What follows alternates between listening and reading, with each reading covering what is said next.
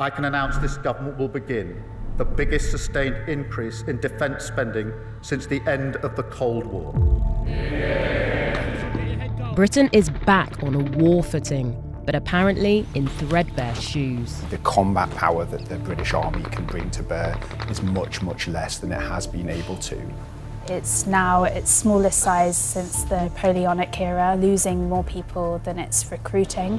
Reversing course would require a level of sustained investment that eclipses the timeline of the current Prime Minister's administration.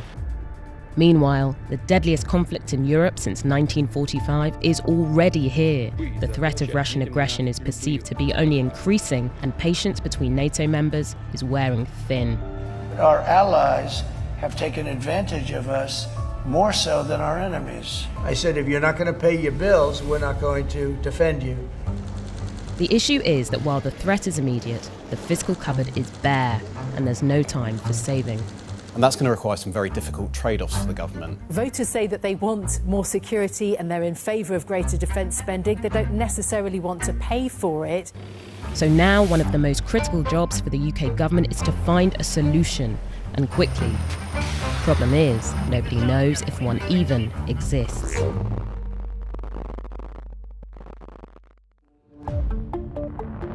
Security experts now believe Britain is incapable of defending itself against a ballistic missile attack. That may come as a surprise. There is this significant gap between Britain's rhetoric and reputation and its actual military capabilities. The reputation of the UK Armed Forces has historically been very high. However, that reputation has been steadily declining over probably the last 2 decades. In Iraq, especially in 2009, the US had to come south and actually support the Iraqi forces and effectively bail out UK troops. And the same happened in Afghanistan. So what went wrong? There are a number of shortfalls within the UK military, both in the maritime and land domains. One of the significant issues at the moment is personnel numbers. The Labour government did, when it last left office in 2010, leave the army with around 100,000 personnel. But that was already a decline, and a government strategic defence and security review in 2010 and 2011 concluded further cuts were warranted. Personnel numbers plummeted. The current target strength is 72,500, but if you actually take it on available strength, it's around 55,000. But actually retention is the most important because you're losing trained personnel, potentially with operational experience. Poor housing stock makes soldiers leave early, and that is a key risk for the government. Troop shortages are just the start. A key point of the government's latest strategic defence review, published in June, set out plans for Britain to return to warfighting competitiveness. That includes addressing low ammunition reserves and sluggish, outdated procurement cycles. The UK has very high-end equipment in terms of anti-submarine warfare capabilities, long-range strike capabilities as examples. The issue is there's just not enough of them. If you don't have enough of these systems, you can't effectively train on them. Dwindling numbers of troops, tanks and training are the result of underinvestment by successive Conservative governments. But Britain is a member of the G7 and one of the richest countries in the world. So where did all the money go? Since 1955, there's been a correlation between the UK's ballooning health and welfare bill and cuts to defence spending. And some economists have called that the peace dividend, where reductions in the amount spent on defence has been recycled into other areas. Possibly lower taxes, possibly higher spending on other areas, one of which is health. That's what you're seeing here. As a share of GDP over the last 7 decades, the UK's military expenditure has decreased, while spending on healthcare has gone the other direction. This is that so-called peace dividend in action. In the 50s, you had defence spending at 7.5% of GDP and health spending at around 3% of GDP. You can almost flip those numbers around now. Those percentages now pose as much of a problem for Britain as they do a priority for NATO. And for the superpower that accounts for 2/3 of the alliance's defence spending. The North Atlantic Treaty Organization was assembled in 1949 to protect Western Europe during the Cold War. Member nations pledged to uphold a collective defence, meaning an attack on one is essentially an attack on all, and thus a greater risk to potential aggressors. 12 initial members grew to 32 today, each agreeing to defence expenditure equal to a percentage of GDP. The last NATO Defence Industrial Pledge was agreed at the Wales Summit in 2014, which was to spend 2% by 2024, which just over 2/3 of allies do now. Some contribute more. Poland spends 4%, a little over 4% of GDP, and the US as well spends 3.4% of GDP on defence.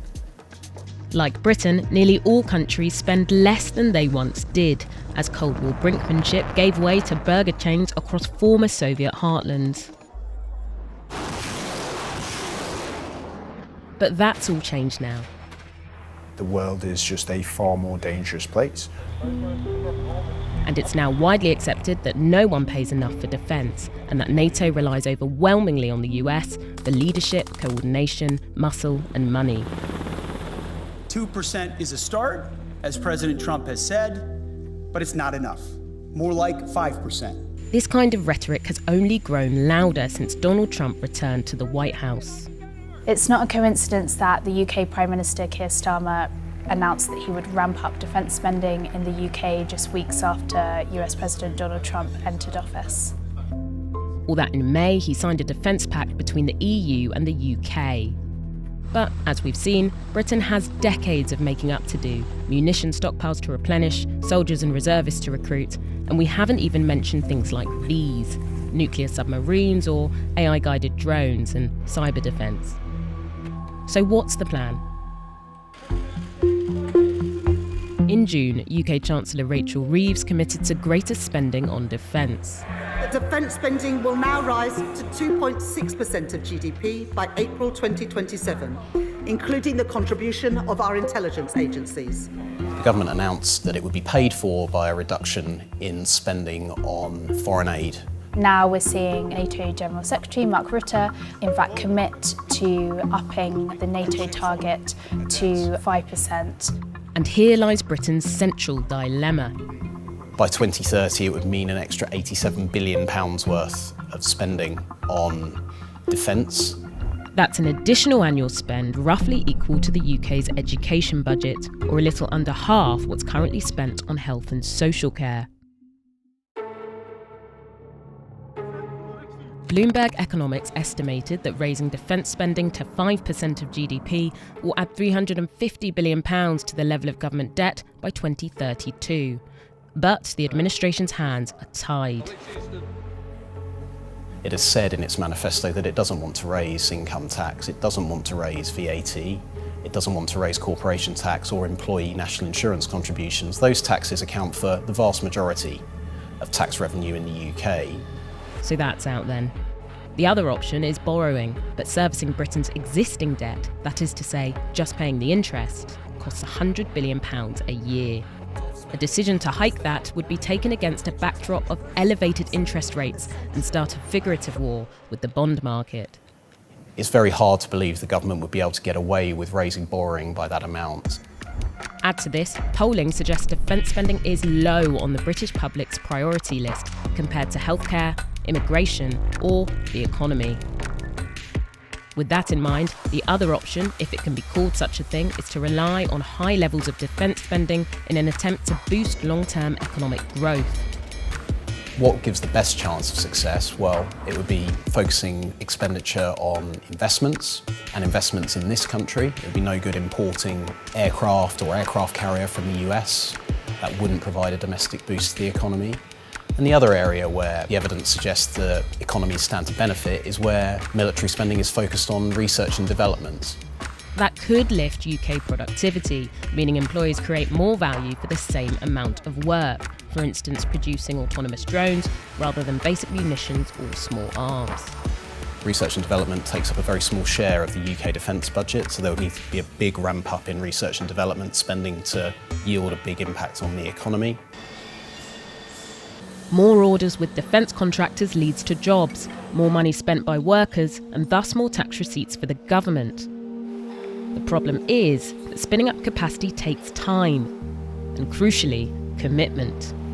I went, for example, to see a factory making munitions in the north of England for BAE Systems, which is a major defence contractor for the MOD.